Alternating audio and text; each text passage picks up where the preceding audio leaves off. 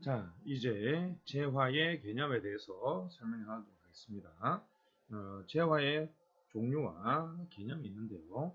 이제 우리가 이 재화의 종류와 개념을 공부하는 이유는, 자, 우리가 이제 행정과 경영이, 행정을 우리 이제 공부할 때 행정학의 개념을 이제 먼저 공부하겠죠. 그래서 행정 개념에서는 광의적 개념하고 협의적 개념이 있다. 뭐 이렇게 했고요. 주로 이제 이거는 행정학적 개념을 말하는 거고, 행정법적 개념은 그렇게 중요하지 않기 때문에 공부하지 않습니다. 자, 그 다음에 이제 행정 개념을 봤으면, 그럼 행정의 성격은 뭐냐? 예, 우리가 위에 개념가 있는 것처럼 행정이 정치의 성격이 있습니다. 그래서 정치성, 권력성, 또는 가치 배분, 공권력이라는 그런 성격이 있다는 얘기를 당연히 해줘야 되겠죠. 그죠? 한편 행정은 관리적 성격이 있기 때문에 관리성 얘기를 같이 또 해줘야 됩니다. 물론 정도의 차이가 되겠지만, 그래서 행정에서 이 두 가지 성격에서 가장 중요한 것이 공공재, 행정의 어떤 본래적인 목적이라고 얘기할 수 있는 공공재에 대한 얘기. 공공재를 얘기하려면 재화의 종류에 관해서 얘기를 쭉 해줘야 되겠습니다. 그렇죠? 재화의 종류를 공부하는 이유가 바로 이 행정의 특징에 대해서 우리가 정확하게 알기 위해서죠. 재화의 종류. 자, 그래서 우리가 이제 재화를 이렇게 네 가지 형태로 나누는데요. 저는 이제 이렇게 이제 그림을 그렸지만, 조금 따지고 보면 좀 이렇게 좀 이런 식으로 해서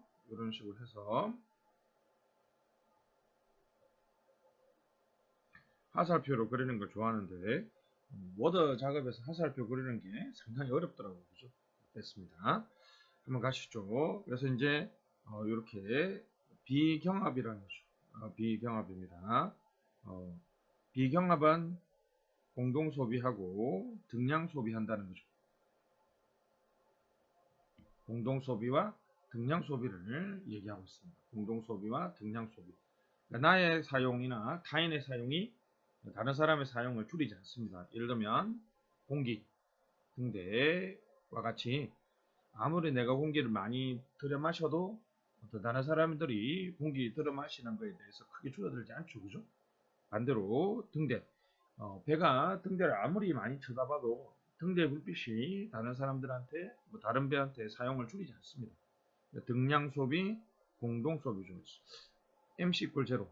즉, 다른 배들이 등대 불빛을 이용하기 위해서는 추가적 생산, 이걸 이제 한계 생산이라는 표현을 쓰는데요. 추가적 생산에 돈이 들지 않습니다. 자, 그럼 역으로 생각해 보시죠. 추가적인 이용이나 생산에 돈이 들지 않는다는 말은 되도록이면 많은 사람들이 이용하면 할수록 좋다는 거죠. 추가적 생산에 돈이 많이 들지 않는다. 되도록이면 많은 사람들이 이용하는 것이 좋다. 이렇게 볼 수 있습니다. 자, 그럼 당연히 반대는 비경합이 되겠습니다. 비경합은 추가적 생산이나 이용에 돈이 드는 거고, 한 사람의 이용이 다른 사람의 이용을 줄어들게 만드는 그런 성질을 말합니다. 자, 위에는 이제 배제적이죠. 배제적이란 말은 소비에서 배제한다는 것이니까 요금이란 뜻입니다. 유로를 줘. 요금이나 요금을 부과하면 유료제가 되죠. 그럼 만약에 비배제는 무료라는 거죠. 우리가 이제 일반적으로 말하면 공짜로 이용할 수 있다는 거죠. 실제로 바로 내가 돈을 내지 않는다는 거죠. 이건 우리가 이제 프리라이드라는 표현을 쓰죠. 무임승차, 라이드가 이제 승차하는 거니까 무임승차라고 얘기할 수 있습니다. 그래서 사적제는 경합적이면서도 배제적인 걸 말하죠. 요금제는 요금이니까 유료제죠. 그래서 배제적이면서도 비경합적인 거. 돈 내는 누구나 다 이용할 수 있다는 거죠. 자, 공공재는 비경합적이면서도 비배제적인 재화를 말하고요. 공유재는 모두 다 공유한다는 거니까 주인이 없다. 또는 다른 말로 하면 모두가 주인이라는 뜻이죠. 됐습니다. 그래서 비배제적인데 특이하죠. 한 사람의 이용이 다른 사람의 이용을 줄여버린다. 그래서 경합적이라는 거죠. 재화의 성격이 시험에 엄청 많이 나오니까 이게 됩니다. 자, 공공재 가시죠. 공공재는 얘도 많이 나옵니다. 그죠? 그래서 국방, 치안, 외교 등대 가로등 뭐 이런 것들이 일반적으로 공공재라고 얘기를 합니다. 자, 비배제적이라는 거죠. 비배타성. 수익자 부담 원칙을 구현하기 어렵습니다. 왜냐하면 비배제라는 것은 제가 공짜로 이용할 수 있다는 것이죠. 진정한 자기의 선호를 표출하지 않습니다. 공짜로 이용할 수 있다는 거죠. 그래서 무임승차의 문제가 발생하고 비경합은 비분할, 등량 소비, 공동 소비, 추가 비용, 한계 비용이 제로라는 거죠. 한계 비용, 추가적 생산에 드는 비용이 제로이기 때문에 되도록이면 많은 사람들이 이용하는 것이 바람직하다는 거죠. 그 집합체, 이걸 이제 컬렉티브 굿을 어떤 분은 공공재, 정확하게는 이제 퍼블릭 굿이죠. 퍼블릭 굿. 그래서 공공재, 집합재라는 표현을 쓰기도 합니다. 민간 투자를 저해합니다. 왜냐하면 수익자 부담 원칙을 구현하기 어렵습니다. 그죠? 예를 들면 어떤 동네에 들어가는데 어떤 기업이 제한 서비스를 정부로부터 위탁을 받아서 운영합니다. 그러면 또 동네에 들어올 때 사람들한테 우리가 지금 제한 서비스를 제공할 수 있으니까 돈을 내라. 그럼 저 같은 이렇게 흉악하게 생긴 사람들은 저는 필요 없어요. 저는 그냥 뭐 제가 알아서 다 제한하겠습니다. 실제로 필요한데 만약 내가 돈을 안 낸다고 하더라도 그것을 프리라이드, 무임승차할 수 있다는 것을 알기 때문에 진정하게 자기의 선호를 표출하지 않습니다.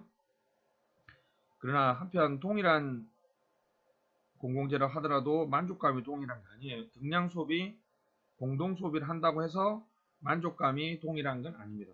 우리나라 같은 경우는 치안 서비스에 대해서 이런 말 하면 좀 그렇지만 어떤 집단별로 여성 집단이나 남성 집단이나 집단별로 만족도가 상당히 좀 다르잖아요. 그죠? 또는 우리 국방에 대해서 많다는 사람도 있고 적다는 사람도 있고 그래서 동일한 이게 재밌는 질문이 나왔죠. 그래서 많이 틀렸어요. 동일한 양을 소비한다고 해서 동일한 만족도가 아니죠. 그거는 사실 이거는 모든 재화의 성격이지 않을까 싶어요. 그죠? 같은 7,000원짜리 짜장면을 먹어도 어떤 사람은 아주 맛있다고 생각하지만 어떤 사람은 정말 맛없다 이렇게 생각하는 사람도 있는 것처럼 만족도가 동일한 것은 아니라는 거죠. 됐습니다. 요금제로 가시죠. 요금제는 요금을 부여하니까 이게 이제 무료가 아니라 유료죠. 유료는 배제할 수 있다는 거죠. 그리고 비경합적입니다. 그렇죠? 비경합적이면서도 배제적인 제 유료 도로, 전기, 가스, 통신. 돈을 내면 웬만한 사람들은 제한 없이 다 이용할 수 있는 주로 이제 자연 독점 산업입니다. 자연 독점이 바로 이게 평균 비용이 하락하는 그죠?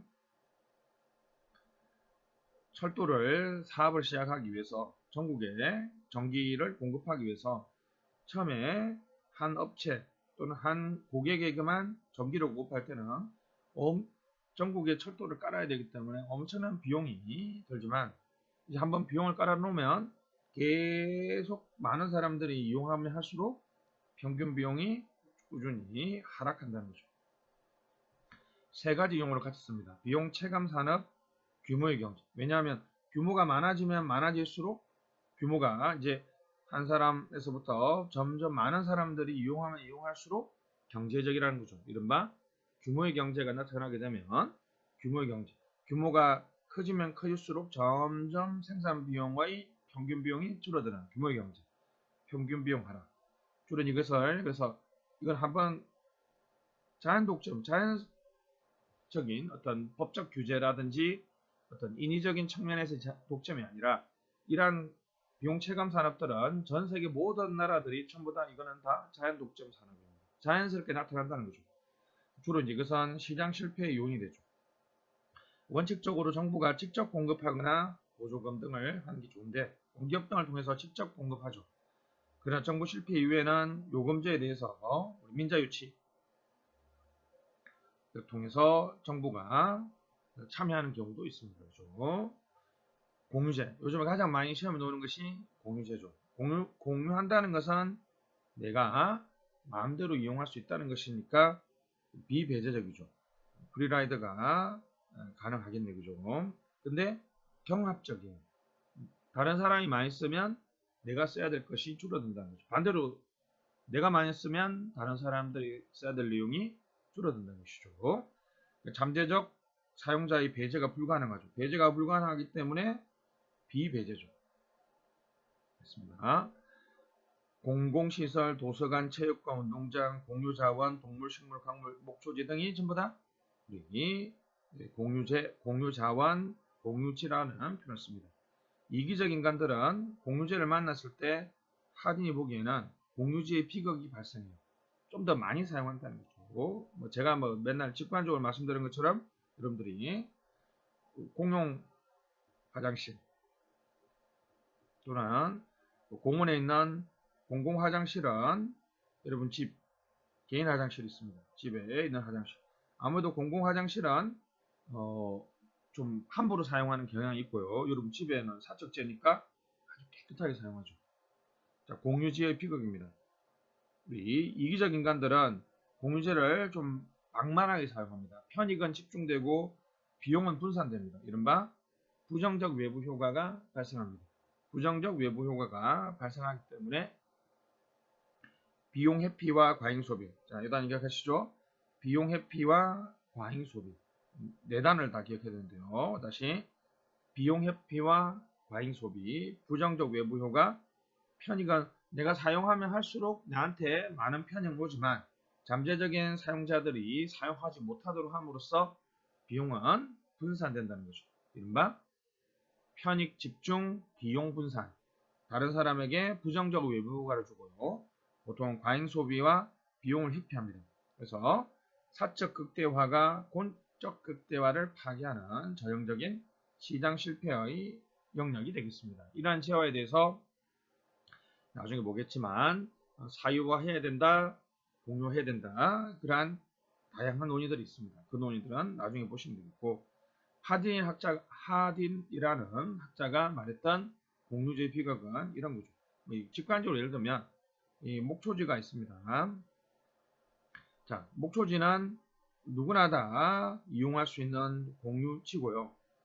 근데 여기 가벌병정 4명의 농부가 있다라고 가정했을 때 각각 소가 10마리씩 있다라고 합시다. 그러면 어린한 사람은 착해서 소를 어느 순간 낮에는 방목했다가 하면은 가지고 들어온다. 근데 이기적 인간들은 다른 소를 가지고 들어갔을 때 자기 소를 24시간 방목합니다. 왜냐하면 이것은 누구나 다 이용할 수 있기 때문이죠. 개인적으로는 합리적으로 결정하는 상태.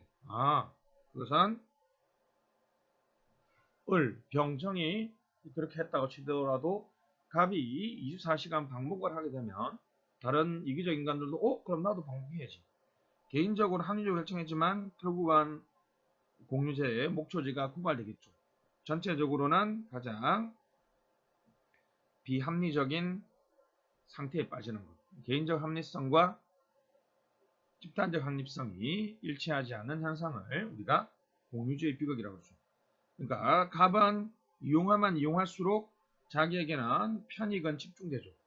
그리고 다른 사람들한테 사용할 수 있는 양을 줄임으로써 한 사람의 행동이 다른 사람에게 나쁜 영향을 미치는 것은 부정적 외부 효과가 되겠죠. 됐습니다. 이 용어들을 여러분들이 꼭 기억을 해주면 되겠고 사적재가 있습니다. 경합적이고 배제적이죠. 시장에서 생산 거래되기 때문에 원칙적으로 정부 개입이 불가능하지만 가치재라고 있습니다. 사적재지만 바람직한 이만큼 이용하는 것이 정부가 가치 있고 바람직하기 때문에 개입하는 것은 전형적인 가치재죠. 예를 들면 아파트 가격이나 부동산에 대해서 정부가 개입하고 규제하는 것이 전형적인 가치재죠. 문화, 공연, 교육, 무상급식, 무상교육 같은 것들이 전형적인 가치재죠. 국민들이 최소한 이 정도의 서비스를 제공받는 것이 바람직하고 가치 있기 때문에 정부가 개입한다는 거죠. 무료주택. 기본적인 소유조차 충족하지 못하는 저소득층이나 사회적 약자를 위해서 정부가 후견적으로 간섭하기 때문에 이게 원래는 이용할 마음이 없었는데 이것 때문에 더 많이 이용하는 사람들이 생기고 또 거기다가 또 그걸 분양권을 판다든지 여러 가지 문제가 발생합니다. 이것을 우리가 소비자 주권주의를 침해한다고 볼 수 있죠. 다시 사측제는 공공재가 아니고 사치제의 정부 개입이 인정되지 않는 말도 틀렸죠. 왜냐하면 사측제 중에서 사회적 약자를 위해서 정부가 후견적으로 개입하는 재화들이 있습니다. 이것을 가치제로 그러죠. 근데 가치제는 정부가 개입한다고 해서 그것이 또 공공재가 되는 건 아니에요. 기본적으로는 사측제지만 일정하게 정부가 규제하고 개입하게 된다는 것이죠. 자, 정부의 기능인데요. 간단하게 성질별 분류와 한국 정부 기능이 있는데, 자, 요거는 그냥 위에 거는 필요 없고요. 밑에 우리는 여전히 사회복지보다는 국가유지 경제관리 기능이 비중이 크다. 기획기능보다는 집행기능이 크다. 그렇죠. 그 다음에 여기 가장 많이 나오는 게 좀 지방기능보다는 중앙기능이 더 많다.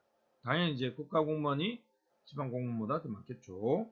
지원, 중재, 기업행정, 규제기능 중에서 규제기능이 비중이 높다. 간단하게 시험 나옵니다. 다시 그죠? 국가유지관리나 경제기능이 많다. 기획기능보다는 집행기능이 많다. 규제기능이 상대적으로 많다. 지방정부보다는 국가기능이 많다. 이 네 가지 정도는 간단하게 시험에 놓을 수 있으니까 간단하게 봐주시면 되겠습니다. 자, 이번 촬영은 여기까지 하도록 하겠습니다. 안녕.